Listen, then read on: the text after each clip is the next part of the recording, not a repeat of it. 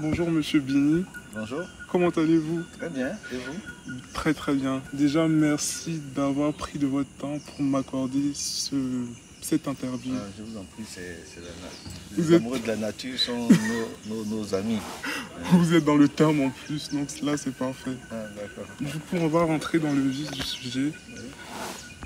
La question que j'aurais pour vous, qu'est-ce qui vous a poussé à vouloir en fait faire revivre les us et coutumes de la Côte d'Ivoire à travers votre concept? Ben, la réponse peut être très longue, mais on va la faire courte. Avec le temps, on a appris à trouver les mots qu'il faut. En fait, durant mon séjour, ou durant le passage au Canada, où j'ai vécu aussi,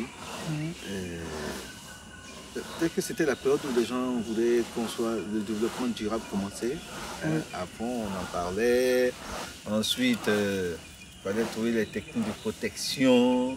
Et tout le monde était dans la réflexion de trouver tout ce qui est biodégradable et tout ça.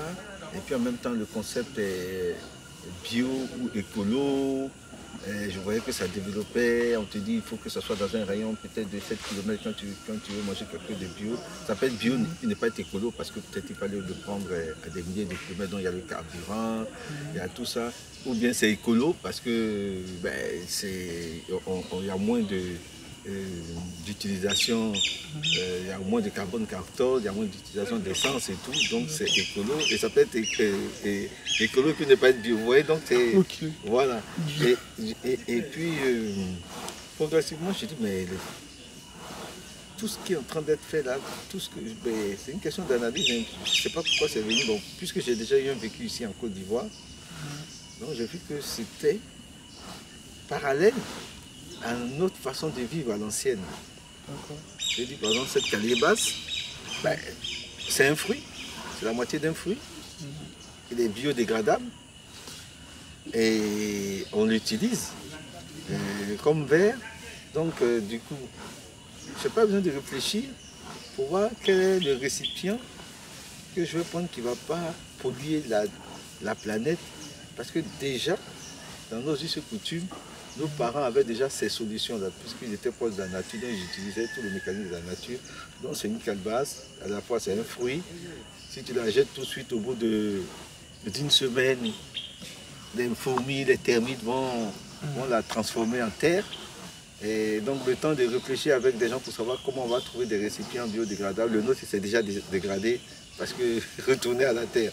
Donc je trouvais que c'était des similitudes. Et puis je dis, mais bon, je pense qu'on n'est pas au courant de ce savoir-là.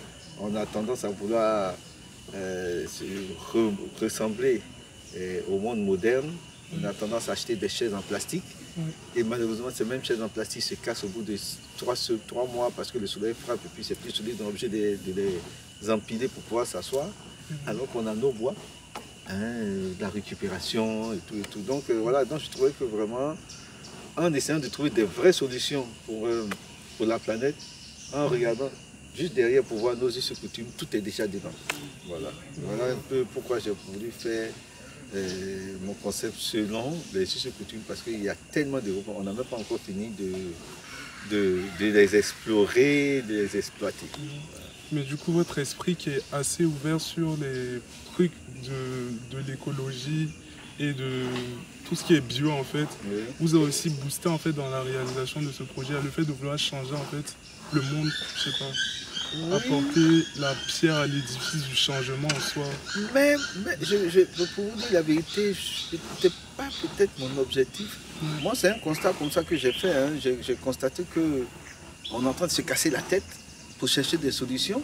Mais comme je dis, nous aussi on a eu cette éducation selon les us et coutumes, on va au village, on a fait des vacances au village, moi je venais tout le temps au charge de mon père. Donc du coup, quand on dit on cherche des récipients biodégradables, je me rends compte que nous on utilisait des calebasses, c'est biodégradable, c'est végétal.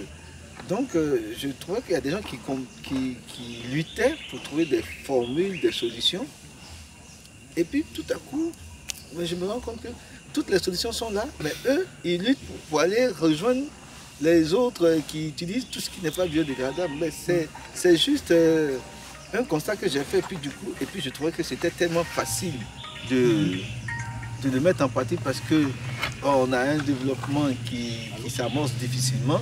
Donc dans nos villages, les hameaux les plus reculés, parce qu'ils sont encore pauvres, donc il reste encore à utiliser et à vivre selon les us et coutumes en utilisant des calebasses qui vont trouver rétrogrades, en utilisant des papous, des feuilles de cocotier pour faire la toiture, des chaumes, en utilisant la terre rouge, qui finalement se trouve être des solutions aujourd'hui que d'autres essaient de développer puis de labelliser. Donc tu dis, ben, on va faire sinon tout est déjà dedans. Même au niveau de la nourriture, il ne faut pas trop manger de sel, ou bien il ne faut pas gaspiller, puis il faut manger aujourd'hui qu'un poulet multigrain coûte plus cher qu'un poulet élevé normalement, ou un poulet de la basse-cour coûte, c'est ça, hein, en France on voit ça, mais alors que nous, nos poulets sont carrément, voilà. C'est des poulets complètement pompés. Moi, mes cabris, là, si je veux démontrer comment ils sont bio et tout, parce qu'ils ne mangent pas la même herbe, le matin ils mangent ici, après-midi ils broutent ici, dans cette forêt-là, mais ça devait être une viande de super qualité, parce que, vous voyez, non? Donc c'est un peu ça. Donc quand j'ai compris maintenant, là j'ai utilisé mon internet, j'ai dit bon ben on va organiser tout ça parce que on a la chance, ils ont renversé la vapeur. Avant, ceux qui étaient dans cette façon de vivre, ils étaient des rétrogrades. Mais aujourd'hui, la tendance est de retourner à la nature et puis trouver des mécanismes. Oh non, on n'a pas encore abandonné les nôtres. Donc du jour au lendemain, on passe devant tout le monde. Et c'est ce que j'essaie de démontrer. C'est super bien. Mais du coup, le fait d'avoir étudié dans un pays étranger comme le Canada ne vous a pas forcément changé la mentalité au niveau des choses, par exemple, qu'on utilise en Afrique par rapport au calbas, par exemple. Vous ne voyez pas ça en fait comme des choses peut-être, je dirais, démodées ou pas du tout, je sais pas. Oui et non. Au contraire, le Canada m'a permis de faire le point. Comme je dis, tout est une question d'éducation. Nous, tout petit déjà, je venais dans cette plantation, après j'ai été scout, après nous-mêmes on aimait faire des randonnées dans la nature. Donc déjà, on se frottait à ces choses, on n'était pas bling-bling, même si on était né dans un quartier, on va dire. Voilà. Et donc, le Canada m'a permis de voir que les gens aussi ils sont accrochés à la nature, mais avec ce qu'ils savent. Vous voyez ce que je veux dire? Donc le gars il a sa tente et puis ils essaient de ne pas aussi gaspiller, soit il a son petit verre qu'il réutilise. Donc ils sont dans le mécanisme, sauf que nous, on est déjà dans le bio, je veux dire c'est ancestral.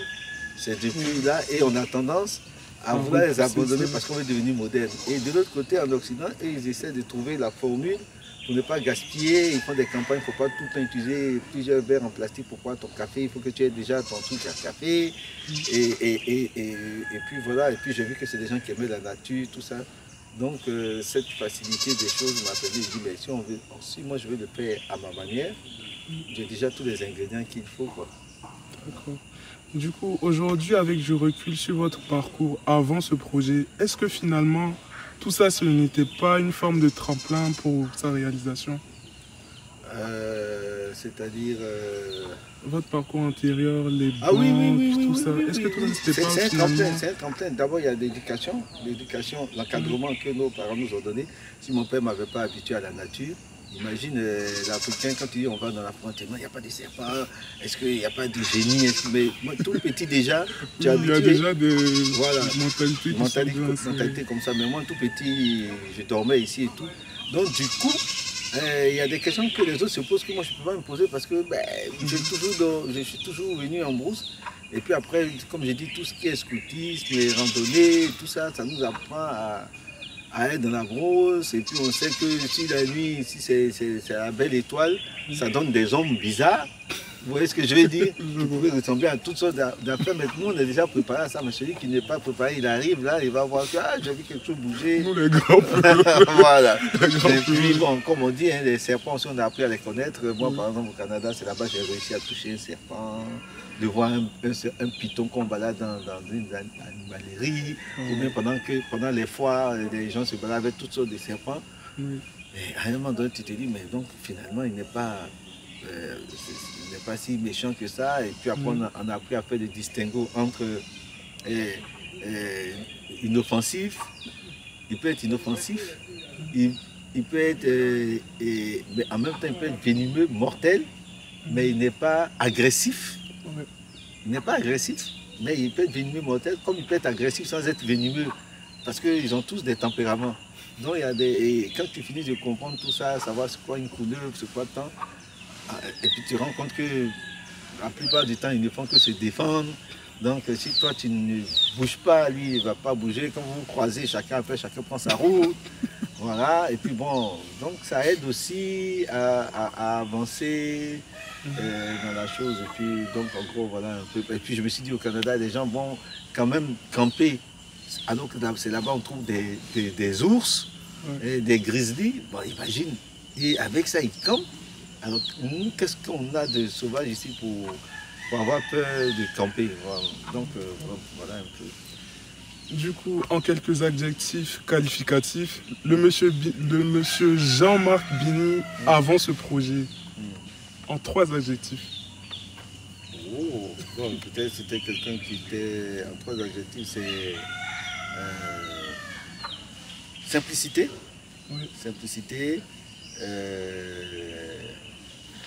On va dire convivialité. Et puis, peut-être le 3e adjectif, optimiste. Pourquoi optimiste? Ben, mon vécu m'a permis de voir que quand tu es optimiste, ça te rend, je ne dirais pas heureux, mais tu ne prends pas les choses à cœur, et puis tu crois que les choses peuvent changer. Donc ça te donne une sorte de résilience et tout. Et puis finalement, d'autres vont même trouver que c'est utopique, mais en tout cas, ça a toujours bien marché avec moi. Quel adjectif vous pouvez vous attribuer pendant que le domaine Bini, vous étiez en train de bâtir en fait tout cet empire-là? Mais la résilience et de la réalisation, parce qu'il fallait aller envers et contre tous, contre vents et marées. Donc la résilience, l'ingéniosité, parce qu'on a commencé avec pratiquement rien, donc il fallait trouver des formules. Et je suis très content qu'on ait commencé avec rien, sinon peut-être on n'en serait pas là. Mais comme tu n'avais rien, il fallait faire de la créativité, de l'ingéniosité pour pouvoir atteindre certains objectifs. On disait les plus grandes choses commencent petites. Voilà. Ouais. Et puis, on va dire, toujours, je reste toujours quand même surpris. Je suis émerveillé de voir que ça prie et que les gens sont... Et du coup, où je voulais en venir après le projet, quels sont les adjectifs que Jean-Marc pourrait se donner après la réalisation de... C'est une satisfaction personnelle, et puis une démonstration qu'on n'a pas besoin vraiment de tous ces artifices-là pour bien vivre. Courir après l'argent n'est pas l'objectif de bonheur.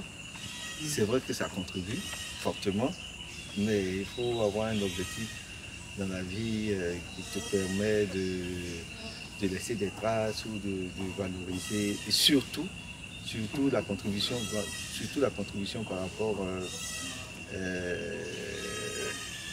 vous savez, souvent on a des valeurs religieuses, on nous apprend, on dit il faut aimer ton prochain, il faut faire ci, il faut faire ça, et puis aussi on nous enseigne ça aussi dans les valeurs cardinales, dans le scoutisme, dans beaucoup de choses.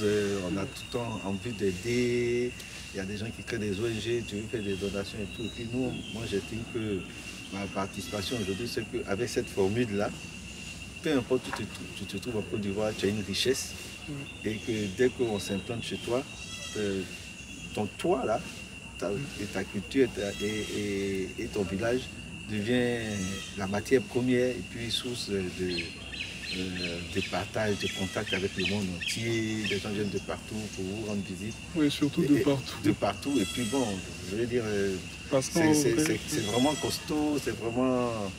je ne pourrais pas imaginer qu'on pourrait atteindre parce ces qu'en vrai, moi, c'est par les réseaux que j'ai connu le domaine Bini. Et franchement, moi, la bouffe, franchement, quand vous voyez les vidéos par rapport à la bouffe, ça donne vraiment envie.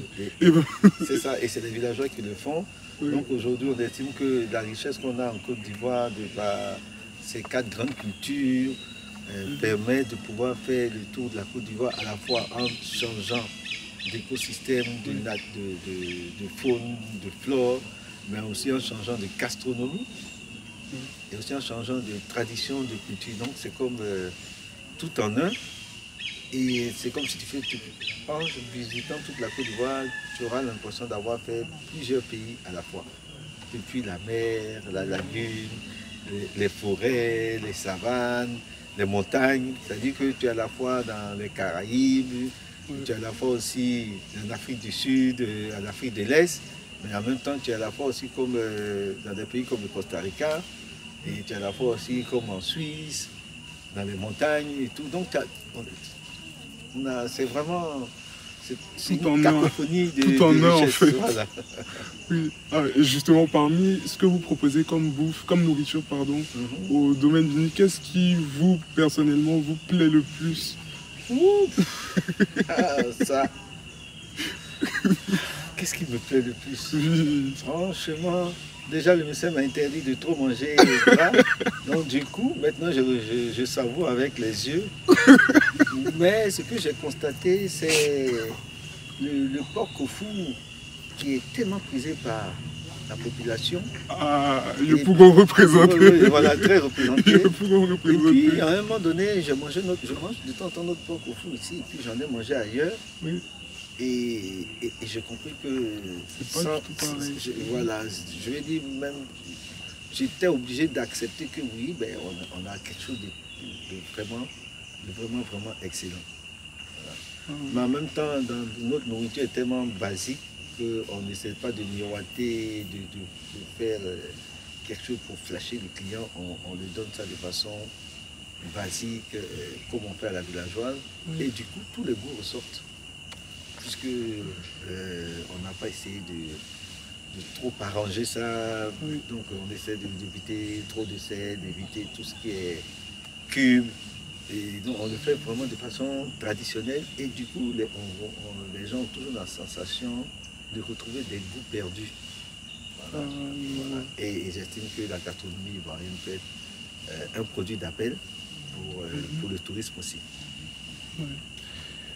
Est-ce que le fait d'avoir mis sur pied le domaine Bini a été pour vous une façon d'honorer la mémoire et le nom de votre défunt père, lui dire merci pour tout ce qu'il a pu faire pour vous de son vivant? Mais vous avez déjà répondu à la question, hein. C'est exactement ça. Donc peut-être je risque de répéter ce que vous avez dit. Domaine Bini, c'est vrai, je suis Jean-Marc Bini, mais vraiment, c'était pas pour mettre moi mon nom. Moi, c'était pour... j'aurais pu mettre aussi... Éco, même au début ça devait être Afrique Eco Park. Ouais, j'avais cherché des noms très techniques pour que les gens tous sachent c'est quoi. Mais en même temps j'ai trouvé que tous les astres étaient alignés, la façon même de rentrer au domaine Bini Forêt, parce que mon père à l'époque était très sympa avec les ingénieurs qui faisaient l'autoroute. Et du coup, finalement, il squattait l'autoroute pendant qu'il faisait, au lieu de faire le grand tour, il squattait, mais en même temps il était sympa, non, venez pique-niquer chez moi et tout. Et je crois que c'était des Canadiens même. Et du coup, eux, ils appréciaient, mais peut-être on n'a jamais imaginé la portée de leur appréciation. Mais ils l'ont transformé en disant, mais écoutez, si l'autoroute finit, vous ne pouvez pas tricher. Donc on va vous faire un passage presque souterrain. Et c'est ce que vous avez pris. Oui, justement, voilà. Et ça nous a un peu trompé, on n'a pas compris. Voilà. Mais après, on a vu que c'était quand même ingénieux de notre part. Ensuite, ça c'est déjà un. Donc du coup, il y a une sécurisation de l'accès. On ne coupe pas l'autoroute, vous voyez ce que je veux dire. Et la deuxième chose, je me suis rendu compte qu'il n'a pas défriché tous les 70 hectares pour planter. Il allait tranquillement et puis il a laissé une bonne partie en forêt, qui considérait qui est aujourd'hui un témoignage de comment était la végétation dans toute cette zone-là. Donc là, à côté du campement, vous avez une vraie forêt, on ne peut pas dire primaire, mais en tout cas, jusqu'à ce que dans les années 70, mon père, la position, c'est comme ça c'était jusqu'à Abidjan.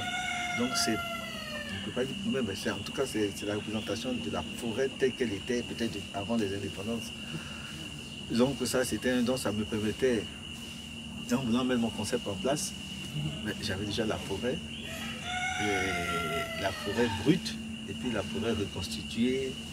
Et donc c'est comme tout était déjà allié, donc au lieu de donner un nom super technique pour attirer du nom, en plus le nom de papa était presque perdu, avait plein de tous les petits problèmes au bout de 20 ans, 25 ans, le nom était complètement perdu, et puis dit bon ben je préfère donner le domaine Bini, comme le domaine de mon père, bon, pour nous autres qui avons beaucoup lu, je connaissais Marcel Pagnol, il avait écrit un livre en disant la gloire de mon père. Je ne connais pas. Voilà, mais au lieu de dire la gloire de mon père, c'est trop long. On a dit domaine Bini. Voilà, et souvent certaines personnes disent domaine de Bini, c'est-à-dire qu'ils essaient de me le réattribuer, mais c'était pas parce que, bon maintenant je suis Bini aussi, donc je le porte fièrement. Et du coup, ça, je trouve que le résultat aujourd'hui est vraiment... Je n'ose même pas, je n'arrive même pas à comprendre ce qui se passe, tellement ça va vite, tellement ça se passe bien. Ouais, franchement, vous pouvez être fier de vous et je pense que de là où il est aussi fier de vous. Merci. Et du coup, là maintenant, quand vous pensez à tous les moments de travail acharnés, d'obstacles et peut-être les fois où vous avez voulu abandonner ce projet, qu'est-ce qui vous vient à l'esprit? Est-ce que j'ai le temps de voir ce qui me vient à l'esprit? Bon, mais on est vraiment honoré de... Vous vous rendez compte, tu laisses un pays comme le Canada avec ton passeport canadien, puis tu décides de rentrer en brousse, tu laisses même Abidjan, et tu vis ici en ermite pendant 1 an et demi, et puis du jour au lendemain, tu deviens l'épicentre d'une bonne partie de la Côte d'Ivoire, et puis maintenant ça commence à prendre... Tu as des étudiants qui viennent d'Europe pour faire leur stage de fin d'études, toi-même tu viens d'Europe pour m'interviewer. Bon, mettez-vous à ma place, c'est comme, bon, je comprends pas, moi je vais réduire mon train de vie, je vais vivre tranquillement, et puis on dit, mais non, il faut qu'on explique ça à tout le monde, il faut qu'on vive comme toi. Donc, c'est une sensation de joie, et des fois aussi, on reste tout le temps surpris, même si on est plus surpris de nos surprises, mais on est toujours dans cette vague, des fois un peu groggy aussi de tout ce qui se passe, des relations qu'on se tisse entre des gens que tu ne pouvais même pas soupçonner, rencontrer, que tu ne peux même pas voir en principe même, et ils deviennent plus ou moins des amis. Et bon, vraiment, il y a beaucoup de considérations. Et puis nous, de fois, on se demande est-ce que... Bon, on arrive à un moment donné, on se pose la question, est-ce que c'est vraiment nous qui avons fait tout ça? Parce que ça a l'air un peu trop costaud pour que ça sorte de notre petit cerveau. Donc là, maintenant, est-ce que c'est à ce moment qu'il faut dire que vraiment c'est la volonté de Dieu? Est-ce que c'est Dieu pour nous autres? On dit, ben, c'est Dieu qui l'a fait, mais tu expliques ça à des non-croyants, à des scientifiques, on dit, regarde, explique-nous ta science. Et voilà. Et de surprise en surprise, et aujourd'hui, quand on voit des stagiaires qui viennent d'Europe, on est surpris. Bon, et chaque fois on se dit, il faut arrêter d'être surpris parce que ça ne va pas s'arrêter. Ça va venir. Et aujourd'hui, on se rend compte qu'on doit maintenant apporter notre pierre dans nos universités, puisque comme OK, les universités d'Abidjan maintenant s'approchent. Et tu dis, monsieur Bini, il va falloir que vous arriviez ici pour... On te dit, OK, là, c'est que vraiment, c'est sérieux. Voilà, et demain, ce sera quoi? D'autres veulent que tu ailles implanter ça dans leur pays. Donc, finalement, on s'est dit, peut-être, on a créé quelque chose. Autant quelqu'un a fait Facebook, d'autres ont créé le Microsoft, d'autres ont fait ça. Mais il faut qu'on accepte que, parce qu'on a participé à beaucoup de salons de tourisme, mais le concept, on ne l'a toujours pas vu quelque part. Je veux dire, peut-être on aurait pu voir la même chose, mais avec une autre appellation. Voilà, mais non, on pense que nous sommes vraiment dans quelque chose qu'on a bâti et qui peut, on est labellisé et plusieurs pays nous demandent de venir chez eux. Ça veut dire que, voilà. Parce qu'il y a des gens qui ont des trucs comme ça, mais c'est pas, on va dire, de bout en bout, aussi naturel, aussi villageois et en même temps aussi structuré. parce qu'on n'est pas dans le folklore non plus. Voilà. Donc, bon, donc, parce qu'ils estiment qu'ici vous arrivez, il n'y a pas de soldats, il n'y a pas de boucher et tout là. On reste à 100% dans tout le process. Et ça, tu n'as pas ailleurs. Ailleurs, tu peux avoir des chaises comme ça, mais ça sera la bière importée ou des verres. Voilà. Oh non, c'est vraiment de bout en bout. On mange dans des feuilles, dans des calbas, dans des taliers, dans des assiettes. On essaie toujours d'apporter de l'ingéniosité, de la créativité et tout, mais on reste complètement naturel ou complètement dans nos traditions, qui se trouvent finalement être naturelles. Voilà. Donc, quand quelqu'un arrive ici, tout qu'on est vraiment zéro déchet, on est biodégradable, on est avancé même dans l'écologie. Et on a trouvé qu'on appliquait mieux la définition de l'écotourisme, là, selon l'Organisation mondiale du tourisme. Nous-mêmes, on a la définition même étymologique de la chose, parce que c'est visiter un écosystème. Il faut qu'un touriste puisse visiter un écosystème, une nature, et apprécier la culture des peuples qui s'y trouvent, de sorte qu'au bout du rouleau, une partie de revenus puisse revenir à ces populations-là parce que c'est un touriste. Et c'est souvent organisé par des petites structures ou moyennes. Donc, il y a une économie circulaire qui s'installe. Voilà, c'est ce qu'on fait. Mais nous, on ne savait pas ça, nous on le faisait avant de comprendre la définition. C'est peut-être 2 ans après qu'on a compris qu'on faisait de l'écotourisme. Sinon pour nous, c'est vraiment le tourisme selon des us et coutumes. Et c'est tant mieux parce que ça nous a permis de rester calés dans nos us et coutumes. Et quand on a su que c'était l'écotourisme, on a compris qu'on avait dépassé même certaines limites insoupçonnées même de l'écotourisme. Voilà. La pause bandit. Pause bandit. Ok. La pause bandit. Pause bandit.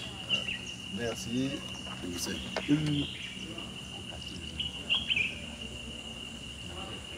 Merci.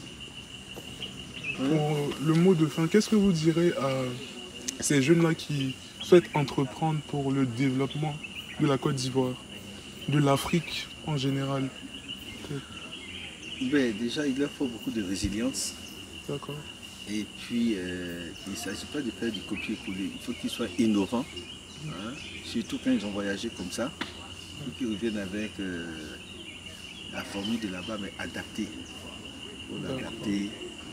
Et puis, il faut croire. Parce que quand tu veux faire quelque chose, la moitié des personnes sont contre et l'autre moitié est pour. Ouais. Si tu veux le faire, tu vas y arriver.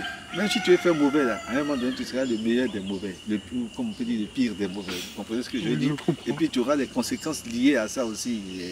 Peut-être que les conséquences, c'est qu'un jour, tu risques de recevoir une balle ou bien tu risques de faire la prison. Mais parce que tu deviens cette personne-là. Si tu veux faire bon aussi, à un moment donné, tu vas... Je veux dire, tout ce qu'on fait, on évolue dedans.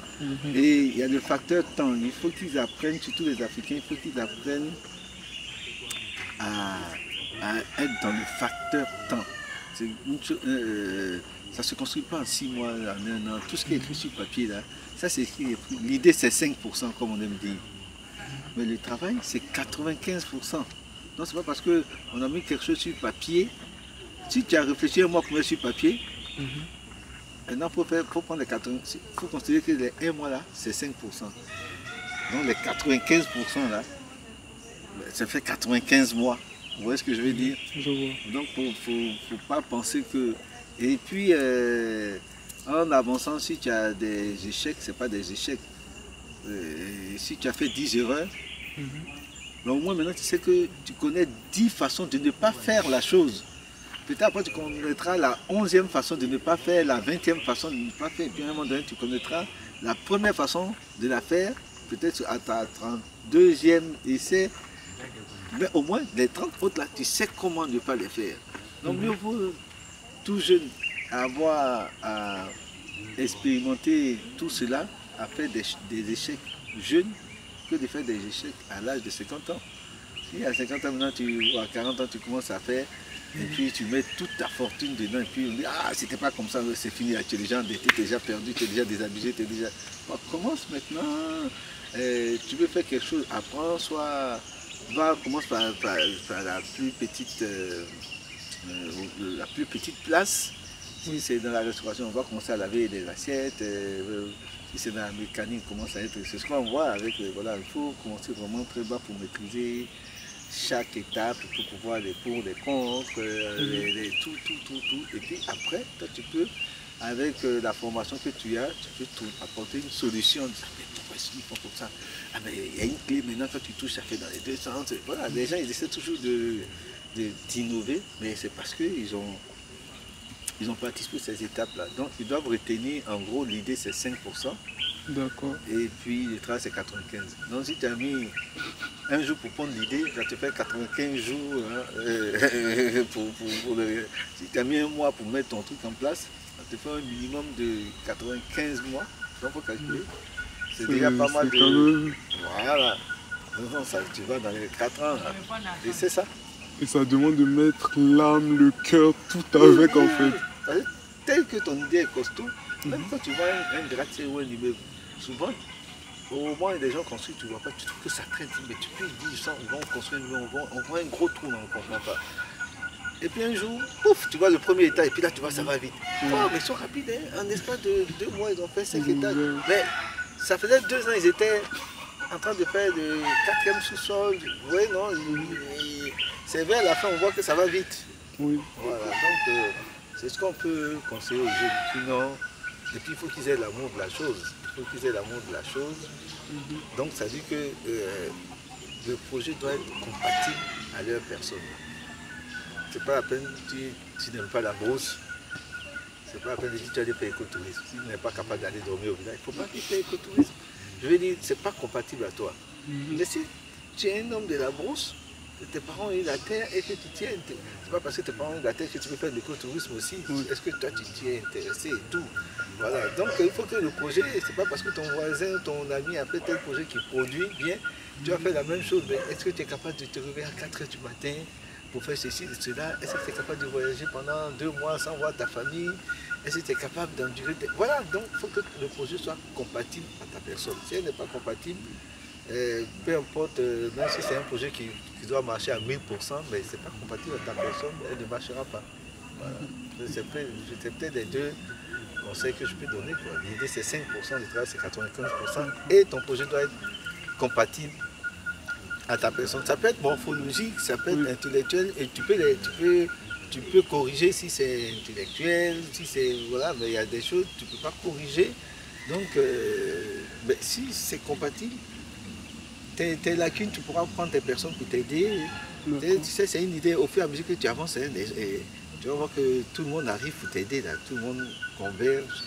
Voilà, d'autres vont venir, monsieur, on voit ce que vous voulez faire, mais on vous montre, regarde, c'est comme ça. Et puis tu fais, on dit bravo, continue. Voilà, parce qu'on sait exactement ce que tu veux faire, donc ils sont prêts à mettre la main à la pâte. Parce que c'est compatible, tu acceptes d'apprendre, et puis aussi tu veux vraiment, tu as de la résilience et tout. Donc voilà ce que je peux dire. Franchement, merci Monsieur Bini. Je vous en prie. C'était un réel plaisir de vous avoir. Merci bien. Et du coup, je vais vous laisser partir. Merci de me libérer. Et puis je salue tous vos amis de l'école. Merci.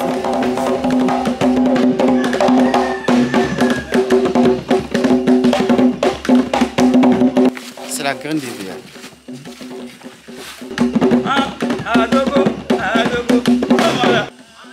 En fait, quand on fait le greffage, c'est pour obtenir du bon latex après. Voilà. Et lorsque l'arbre n'est pas greffé, le latex n'est pas lourd, voilà, n'est pas de la bonne qualité. Et là, quand le bois est greffé, quand tu vas aller vendre ton EVA, tu vas voir que tous ceux qui vont venir vont te dire, ah oui, c'est de bonne qualité. Voilà. Voilà pourquoi on greffe l'EVA.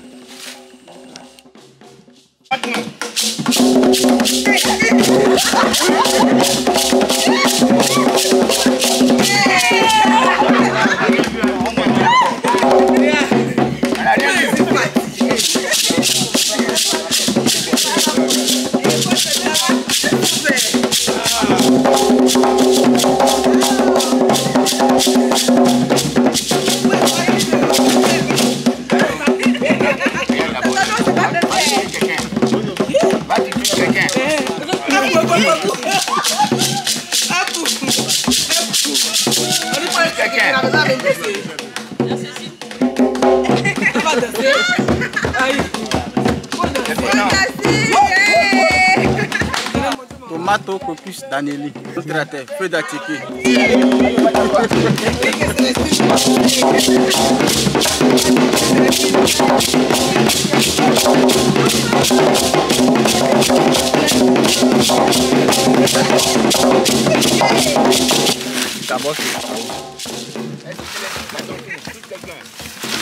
C'est mu et je vais faire que qu'on appelle les compagnons plus déguster les fèves cacao.